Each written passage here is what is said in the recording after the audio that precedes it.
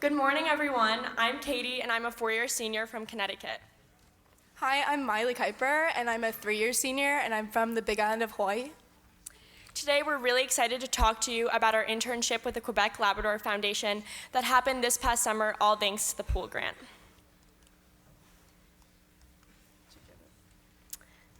Technical difficulty. Oh, there we go. Okay. In the spring of our junior year, Miley and I were scrambling, trying to find an international trip that satisfied the global requirement for the Global Studies and Service Diploma that we were trying to achieve.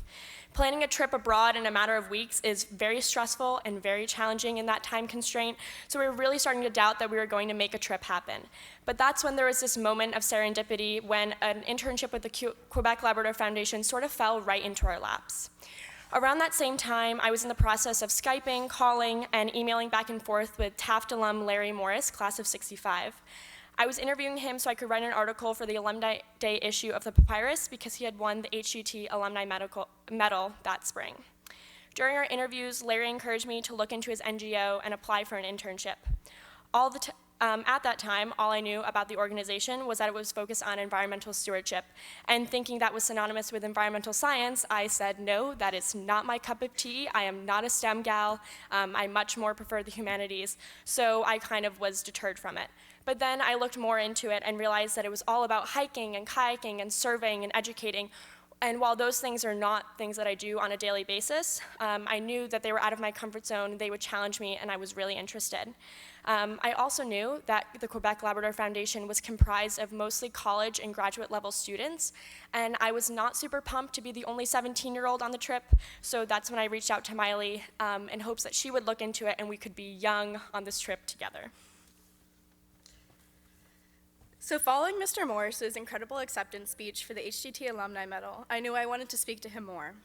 I went to Mr. Morris's Q&A, and as the only student there, I had upwards of an hour to get to know him, share our passions for conservation, and discuss environmentalism at Taft. Coming from Hawaii with an understanding of the value of sustainability and conservation, I was inspired by the work Mr. Morris had done with QLF and across the world. By the end of a very productive conversation, Mr. Morris discussed with me about participating in a conservation internship with QLF.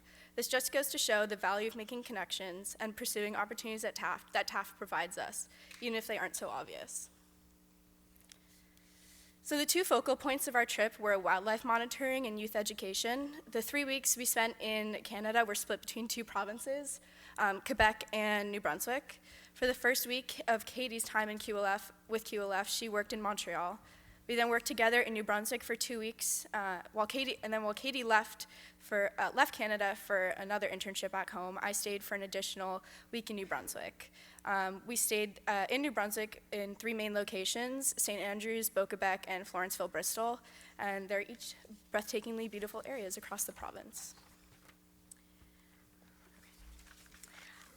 So I worked with QLF's internship coordinators to create a sort of hybrid internship that met the criteria of what I wanted my summer experience for GSS to shape out to be. I really liked the idea of the hands-on field experience. Again, it was out of my comfort zone, but I also wanted to see the inner workings and day-to-day operations of a successful NGO. So I flew to Montreal a week before Miley arrived in Canada to work in the QLF office. I lived in a small apartment on McGill campus all by myself, and with a 9-to-5 job, I felt like I was really adulting for a time.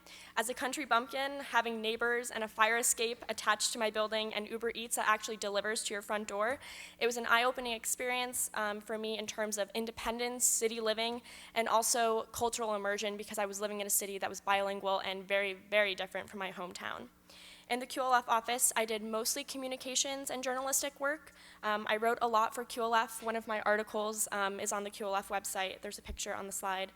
And I also helped to iron out the last-minute details of the biodiversity conservation internship, which essentially meant I made games and presentations for the kids that we would be working with, as well as scheduled presentation times with local community centers, mostly YMCA camps. Our team consisted of 4 interns and 1 QLF leader. Emily McIntosh was our internship coordinator, and she was the true mom of our group while we were in New Brunswick. She is from Ontario and is a recent graduate of McGill University. Tabea was our geographer and biodiversity expert. She's originally from Switzerland and is a recent graduate from Concordia University in Montreal, and she began working for QLF full-time following this internship. Francois Xavier was our resident ornithologist. His Quebecois name is quite a mouthful, so the group called him FX during the duration of our trip. FX is a student at Rimouski, which is a small liberal arts college in Canada, and he was our primary resource for all things bird identification. And Mr. Morris, of course, was our advisor throughout our trip. He met us a handful of times along the way to check on our progress, introduce us to QLF alumni, and solidify our love for Taft through his mentorship.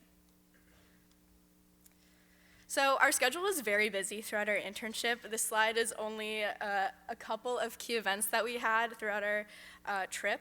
Our main focus was bird surveys, of course, and of shoreline and songbirds, and working with kids at YMCAs and community centers. So the method of songbird surveys included auditory identification, meaning we had to know the call or song of birds in order to identify them. The birds are most active at sunrise or sunset, so we'd often begin our hikes at around 6 a.m. or earlier. Over the course of this trip, I ended up memorizing about 25 different bird calls native to New Brunswick. On the other hand, shorebird surveys were executed using visual identification with binoculars or the monocular you can see there. We stopped at a location, usually at low tide, with a designated recorder and everyone watching the shoreline. We recorded species, age, behavior, and any disturbances in the area, like fishing boats. We had to be sure that we were conducting surveys the same way every time for accurate data, so we followed a specific method of bird surveying provided to us by the Nature Trust of New Brunswick. It's definitely a quirky thing to say you spent the summer before your senior year surveying birds. But in reality, this was so much more than a hobby, than bird watching, and moreover, it was a form of service through and through.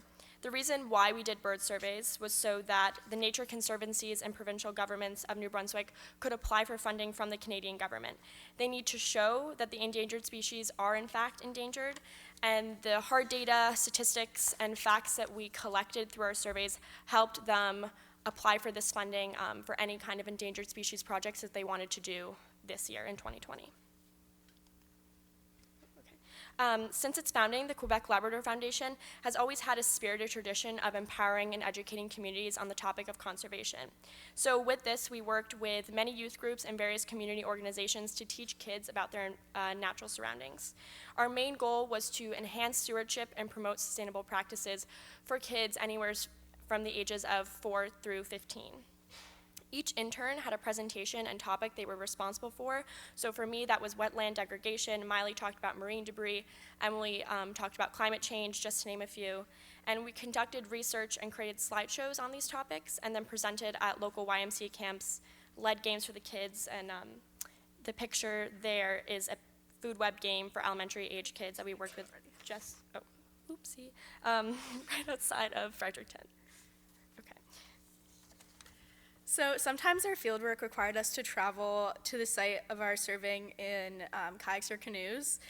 There were 2 long excursions that I personally went on during our trip. There was a 3-hour kayaking trip out of a harbor to Fry Island. We had to kayak across choppy ocean water, then carry our kayaks across the land strait and continue paddling through a lagoon to reach our destination and conduct our surveys. Another trip, which is the, you went back again. My hands are really shaky right now. So. The red canoe right there, that was when we went on a 5-hour canoe excursion down the St. John's River in Florenceville, Bristol. We'd stopped at 2 different islands along the river to conduct surveys at either end of each island. The most memorable part of this trip was the amount of bald eagles we saw. After seeing about 6 or 7, we started counting, and by the end of our trip, we had counted about upwards of 20 bald eagles, individuals. Apart from our fieldwork in New Brunswick, the surveys, and education, we also experienced an overwhelming kindness from the locals in the area.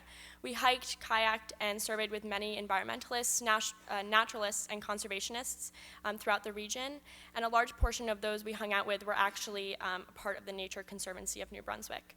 We worked extensively with the Atlantic Salmon Foundation and learned a lot about fly fishing, salmon migration, and threats to the salmon population in Canada.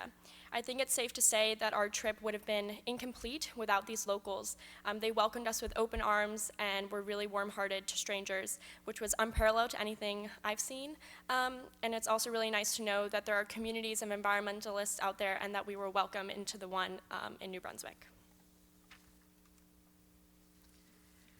Because many of our bird surveys had to either be at sunrise, sunset, or low tide, we often had free time during the day to meet with QLF alumni or friends of the New Brunswick Nature Trust. Our team celebrated Canada Day with an afternoon of clamming at Minister's Island, followed by a barbecue and fireworks with Ms. Shosky, a QLF alumnus and close friend of Mr. Morris.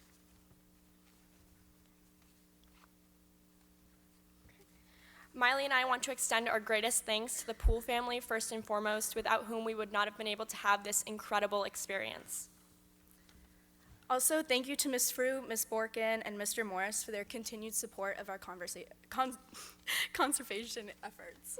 If you have any interest in working with QLF, please do not hesitate to reach out to Miley or me for any information. We really would love to establish a long-standing connection between Taft and QLF. So if you want an internship, know that there's one waiting for you if you apply. Thank you.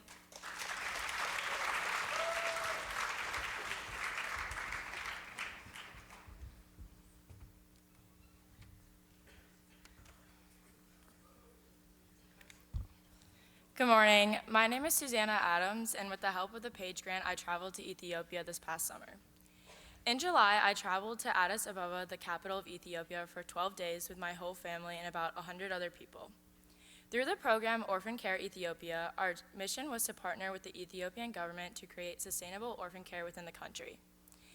International adoption is currently not allowed in Ethiopia, and there are 5 million orphans in the country.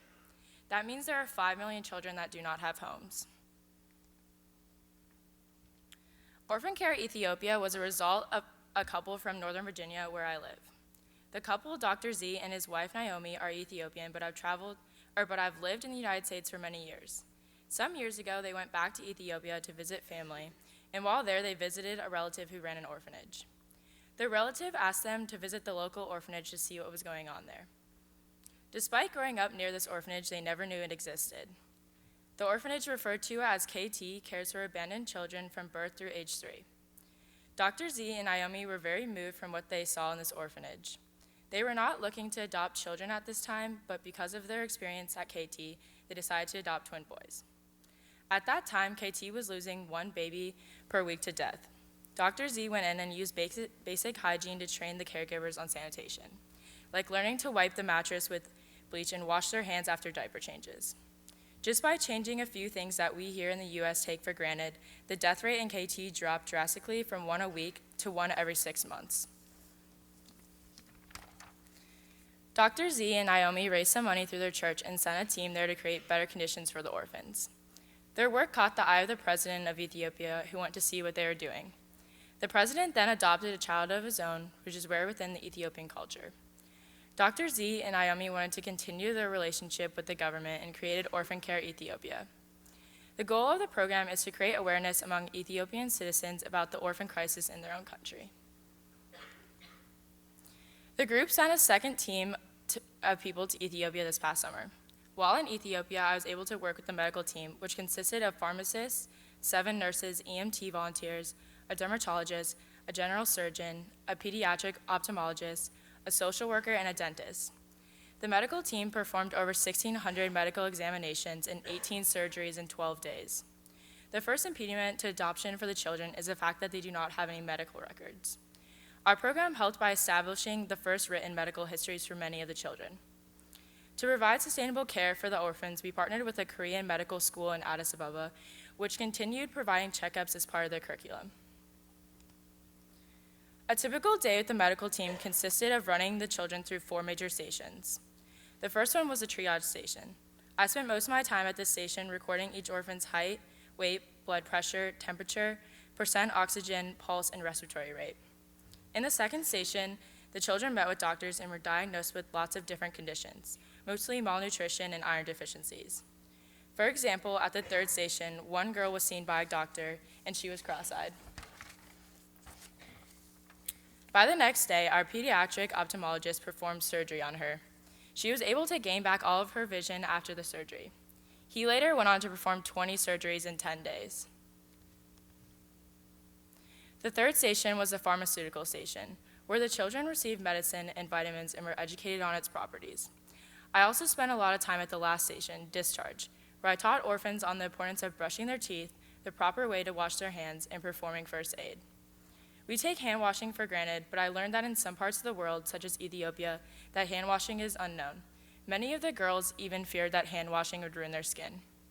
From my experience in Ethiopia, I realized that what seemed to be minor medical issues to us, like colds, ringworm, fungus, dental problems, and GI problems, are seen as significant issues in other countries due to the lack of medical care. This realization sparked my interest in medical care in third world countries. To conclude, I'd like to thank Mrs. Frew, the Page family, and the grant committee for helping me spark my interest in the medical field. If you have any questions, feel free to reach out to me, and I hope you all consider applying for a grant. Thank you.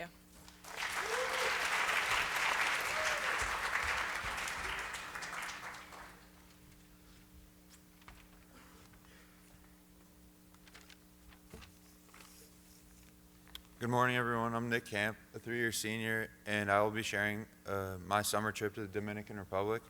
I used a Hatfield grant and went with a company known as Rustic Pathways. My trip focused on work with underprivileged youth. And so, where is the DR? It's south of the U.S. and east of Haiti. It's right there. And so, the trip was 2 weeks, but the first couple of nights we stayed in Jarabacoa. It's a hilly terrain with a lot of mosquitoes. There we stayed in log cabins for the first couple of nights and bonded with the group before camp. We also played with local kids. That's Manny. He lived in a house nearby, and we played games like baseball, football, and tag. And then for one night, we took a bus to go further into the hills. You can see it's kind of hilly. And we went camping. We had a bonfire. And we danced with locals, which I don't have photos of, and that led to closer bonds, and we got a better feel for the DR culture.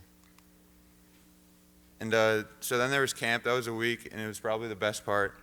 At camp, there were different stations, such as sports, dancing, and art. We grew really close to the kids and got to improve our Spanish, which is another plus to going abroad. You can improve language skills. And then one afternoon during camp, we took a bus to the homes of some of the kids in painted houses. This for me was an eye-opening opportunity. As you can see, the houses they're not very big. They're all kind of connected to, like, that house right there would probably have like maybe 3 or 4 people stay in it. And it was just a great experience for me. It was very eye-opening. And then by the end of the week, I grew really close to Miguel. That's him on the right. And he was really good at sports, especially baseball. And he was always the most positive. He always had a smile on his face. So I'd say the biggest takeaway from this trip would to be more like Miguel. And then I drew this card for him. It says, "Follow your dreams." It's about baseball. And sometimes he texts me on WhatsApp. That's his profile photo. And then to close, Rustic Pathways also allows you to travel around the country to go sightseeing, and you also bond with the group. And we went to a city, and then there's a waterfall. And we also went to some water caves, which is really fun. And then thank you to Ms. Frew, the Hatfield family, Taft, my parents, and the DR.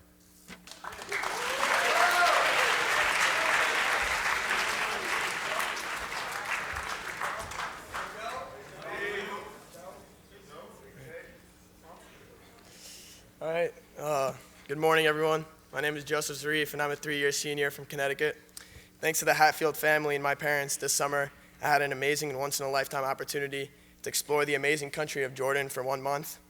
I traveled to Jordan through the Experiment in International Living program, which is a program dedicated to allowing high school and college students to study abroad and learn about the world while doing some service. So I traveled to Jordan this summer in an attempt to learn about the complexity of Middle Eastern politics in relation to the United States and to explore the on-ground effects of war and crisis. So there's obviously no doubt that the Middle East is an extremely troubled region, and Jordan is often described as the heart of the Middle East. So to understand Jordan, you must know and understand its situation in the world, especially in the Middle East. So it shares borders with Syria in the north, Israel and the Palestinian territories to the west, Saudi Arabia in the south, and Iraq in the east. So that means it shares a border with two war-torn countries to the north and east, and along with a land split by conflict between the Israelis and Palestinians. And one could say that Jordan was definitely affected the most by the Israeli-Palestinian conflict, as approximately 70% of the Jordanian people are of Palestinian origin. So at the end of the day, all these politics hit the people the hardest, and as an American with a group of other Americans, getting to explore this Middle Eastern country and to talk to the people of this country was definitely life-changing. So for the first 3 weeks of this trip, we did the bulk of our work. We spent our time in the capital city, Amman, where we stayed with our assigned host families. So each student actually got to have their own host family. So right off the bat, we were able to interact with real Jordanians. My host family happened to be Jordanian, obviously, but of Palestinian origin, which gave me the opportunity to hear directly from another perspective, which definitely helped expand my political knowledge right from the beginning. I got to savor each and every political discussion I had with my host family. Otherwise, the daily routine was Arabic lessons in the morning with certified teachers in the classroom, and later in the afternoon, lectures from various credible voices, including Jordanian members of parliament, lawyers, and professors as well. So they would each share their political knowledge and opinions with us, expanding our knowledge even further. At least a day in each week, we would also have special activities and service plans, such as getting to travel to meet Bedouin families who are the natives of the Jordanian deserts, as well as getting to travel to the UNHCR headquarters in Jordan to learn about the refugee crisis in Jordan and to help out. For example, we got to build pieces of furniture out of recycled goods to help with UNHCR's efforts in Jordan. So besides the various history lessons and politics of the trip, I got to enjoy and explore a really wonderful culture. So the Jordanian food is really good. The most iconic dish being mensaf, which is right in the bottom left corner. It's just rice, lamb meat, and a thin layer of dough with some special warm yogurt poured on top. So there's no doubt that the food is extremely unique, as you can tell. And then for the last week of the trip, we got to go on excursions to the Jordan River and to different sites in the south. Here, I'm baptizing myself for the second time, but in the Jordan River, where Jesus was baptized. So, yeah, it's really, really cool. Yeah. We also got to go to the south, to the desert, Wadi Rum, where Aladdin and Star Wars Rogue One Martian movies were filmed. So, definitely really cool to see that scenery. And then we also got to explore Petra, one of the official wonders of the world. So, definitely a really cool site, much bigger than I expected.